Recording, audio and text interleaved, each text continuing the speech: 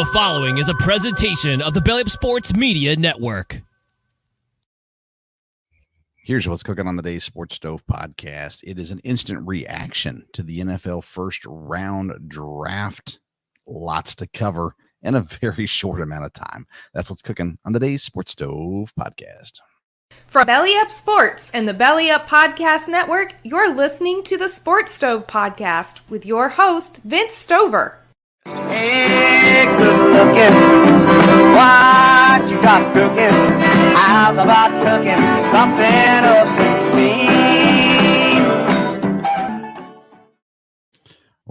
Welcome into an all-new edition of the Sports Stove podcast presented by Righteous Felon Jerky. Join the flavor revolution and do it at righteousfelon.com. The promo code is STOVE15. That's STOVE15. You're going to get 15% off your purchase. The family is in bed. It is 11:40 at night, and the draft, first round draft, is winding down. San Francisco on the clock currently, Buffalo to follow, and that'll wrap up the first round. I'm trying not to wake up my wife or kids. So if you have to turn it up a little bit, I apologize. But just wanted to kind of give an instant reaction to what went on in the NFL draft in round number one. Winners and losers, some surprise picks. Of course, the offense ruled the night in the first round. Let's see here. It was 14 straight offensive players off the board, a new record in the NFL draft. Along with that, we saw 6 quarterbacks go in the top 12 picks. Not the trades that we were expecting. The Jets moved up. The Vikings moved up one spot to number 10. Most people had them going up into the top 6. That being said, they did not. Very few trades happen here during the draft. A couple here towards the end of the draft. The Chiefs move up with the Bills. The Lions moved up with the Cowboys as well, and I'm sure there was another one somewhere in there that I'm missing, but nonetheless, not a lot of movement, not what we were expecting, at least here in the first round. Let me start off with some winners and losers here in the first round. And let's start off with some surprise picks, I guess, because I still got 2 more picks to go here as the first round is winding down. Not a whole lot of surprise necessarily at the top. The Chargers go with Joe Alt from Notre Dame. Top lineman by pretty much everyone's account. J.C. Latham had been mocked to the Chargers by a lot of guys first thing Thursday morning. So it seemed like maybe they had heard something and they knew something, but they were just guessing that was the kind of player that Jim Harbaugh would like. Ultimately, Joe Alt goes to Notre Dame, so there might be a little bit of a shuffle where if he plays left tackle, then Slaughter will have to move to right tackle. I'm sure that's not a bad problem to try to figure out there. The Giants go with Malik Nabers at 6, which is where we had him mocked. A lot of people were talking the Giants were going to go get a quarterback here in round number 1. They get a playmaker in Malik Nabers there at wide receiver. The Bears not only get their quarterback in Caleb Williams, they get a receiver as well in Rome Odunze, which was a big pick. Probably the biggest surprise in the first round, though, was Atlanta sticking at 8 and taking Michael Penix Jr. from Washington. I don't see this as a good thing for Atlanta. Is it a bad thing? Not necessarily, but man, what do you do for your team this year by taking Michael Penix? Now, maybe they know something about Kirk Cousins that we are not yet aware of, but their deal is they love Michael Penix. They had to go get him, but I do not understand this pick. If you're trying to win this year, you needed to build your team this year. And instead, they get a backup quarterback either in Michael Penix or in Kirk Cousins. And that's a lot of draft capital and salary that is tied up now in that position. Long term, is it a good thing? It very well could be. Short term, this really hurts their opportunities, I think, for this coming season, because they could have gotten a impact player at 8 for this year. Outside of that, the offensive lineman, it just kind of depended on how it was ultimately ranked.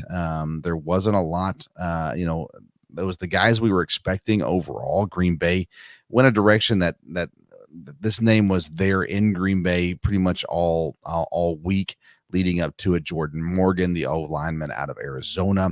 Outside of him, it was Guyton, Barton, Fuaga.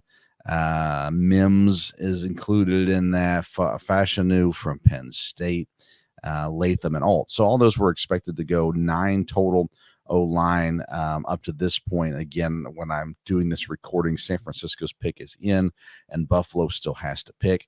But 9 currently offensive linemen are gone. The Chiefs go up and get Xavier Worthy. They trade with the Bills to get them, and that surprises me a little bit. The Bills, they really only get a 3rd-round pick out of the trade, and they lose a 4th-round pick out of the trade. So I'm a little surprised by this trade. Again, these are 2 teams that are going to have to go through each other to get to the Super Bowl. So, but the Chiefs go up and get Xavier Worthy, the receiver out of Texas. I personally liked Adonai Mitchell better, but they go with Xavier Worthy. So that goes down. Let's see here. No really others. I mean, just the defense falling, which means the cornerbacks fell. The first cornerback was taken at 22 when the Eagles took Quinyon Mitchell. Then the Lions moved up to 24 to get Terrion Arnold. So that was a bit of a surprise as well. I was really surprised with oh wow, another receiver just went to the 49ers, and Ricky Pearsall. I don't understand that one. But I was really surprised with the Colts at 15 taking Liatu Latu. Listen, he's got these injury issues, and I don't understand how you can overlook that. He was the first edge rusher taken. So he was taken over Dallas Turner. He was taken over Jared Verse. That one really surprised me. I really thought he was going to fall because of injuries. And when you have your pick, and that was the first, let's see here, that was the first defensive player taken in the draft. And the Colts chose to go with him. I think that's a mistake. But again, they get paid to do this. I do not. So hopefully they're right for their sakes for sure. Let's get into some winners and losers. Winners on the night. Let's start off with the number 1 overall picks, the Chicago Bears. I think that they are a winner here in round number 1. Like I said earlier, they get their quarterback, Caleb Williams, as well as a dynamic receiver in Rome Odunze. Now, they've only got 2 picks left in this draft. Number 11 overall in the 3rd round, number 22 overall in the 4th round. Can they make more than that? Sure, they can trade future draft picks to get up and do different things, but I think a really good picks for them here in round 1, getting Williams and Odunze. I think Arizona is a winner in this draft as well. Another team that had 2 picks in the 1st round, Marvin Harrison Jr. at 4, and then the edge rusher Darius Robinson at 27. I really liked him as well. I did not have him mocked in my 1st round. I probably would have if I did not have the Raiders moving up to get Michael Penix, which obviously they did not do. He was drafted earlier, but I really like Darius Robinson. I mentioned him on Wednesday's show about, hey, there's a chance that this guy could go in the 1st round. I think Arizona did really well with the 2 picks that they had. Let's talk about Detroit. Detroit makes a move to move up ahead of Green Bay, trades with Dallas, gets Terrion Arnold, I think the best cornerback in the draft, and they get him at 24 to really bolster that defensive backfield for Detroit. I think that's a win as well. Minnesota is another team that gets in the win category for me. Now, let me explain it. They get J.J. McCarthy and Dallas Turner. I don't love J.J. McCarthy, but they got their quarterback without having to really lose much. They moved up 1 pick, and they exchanged some other draft picks later on.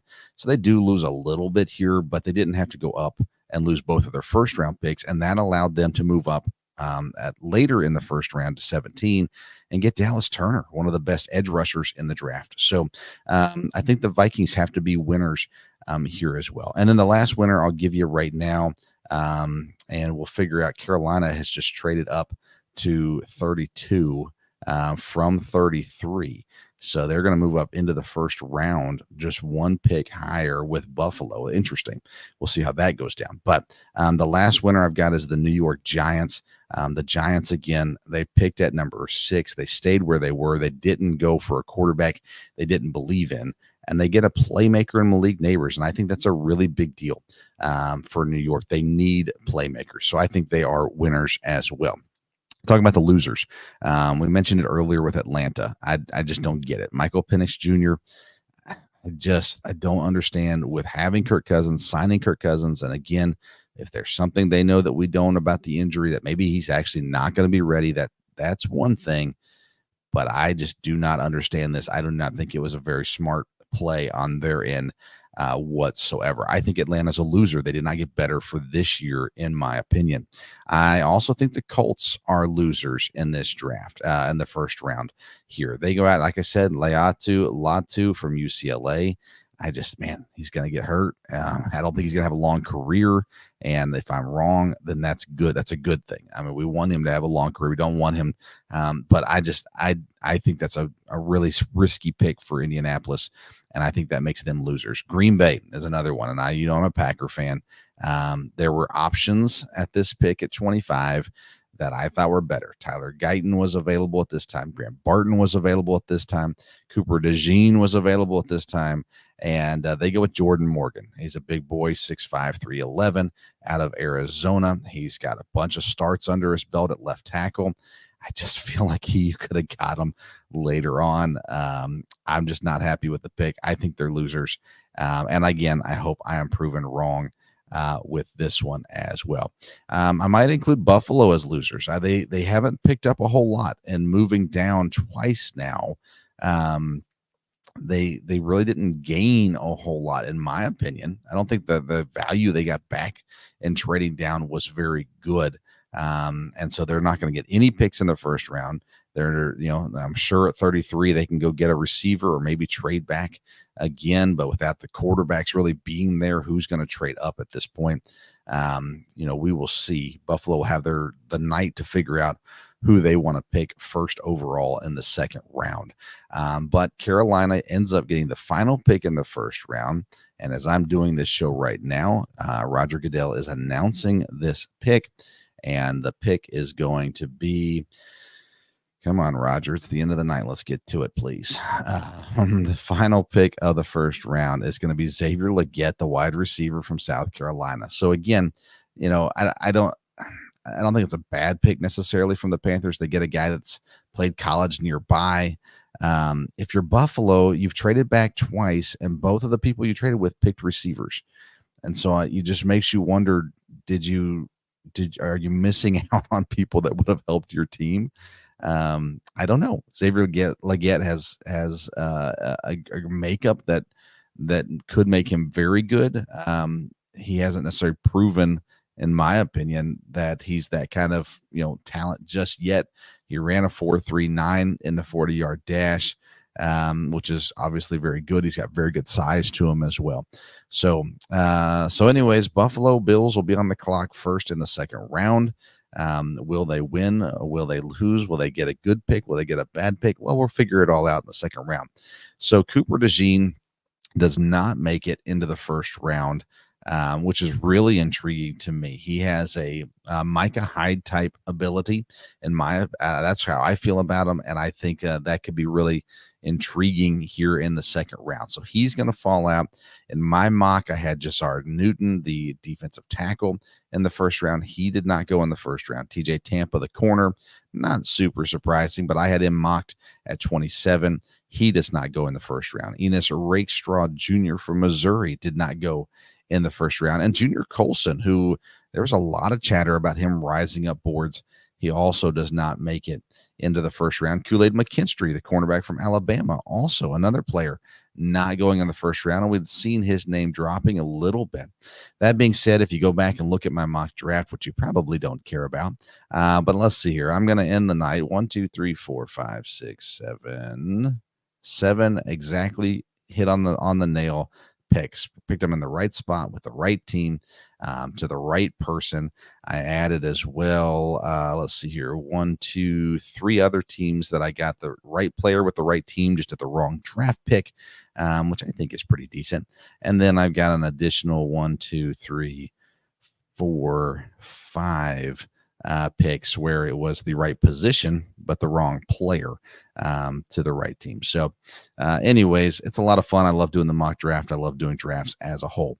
I was on with the DJ and Kelsey, the guys from High Low Sports on Belly Up YouTube throughout the night as well. If you want to go back and listen to that and the complete coverage from the first round, they did a great job over there as well. But it's midnight. It's time for me to go to bed. I'm too old for this. Thanks for tuning in. I hope that this is a quick little thing for the maybe probably in the morning as you're driving to work or while you're at work, have a chance to kind of get instant reaction from the draft. We'll be back Wednesday to talk more about the draft as a whole. And I might even come back on Saturday at some point and talk about the second round. Just kind of go from there a little bit. Also, we'll just kind of see how it all breaks down. But thanks for tuning in. Hope you enjoyed it, and would love to hear your thoughts on how your team did in the first round as well. Don't forget to go visit righteousfelon.com. Get yourself some beef jerky. Use the code STOVE15 at checkout. You're going to get 15% off your purchase. Thanks for tuning into this short edition of the Sports Stove podcast. Until next time, we'll see you around the Sports Stove.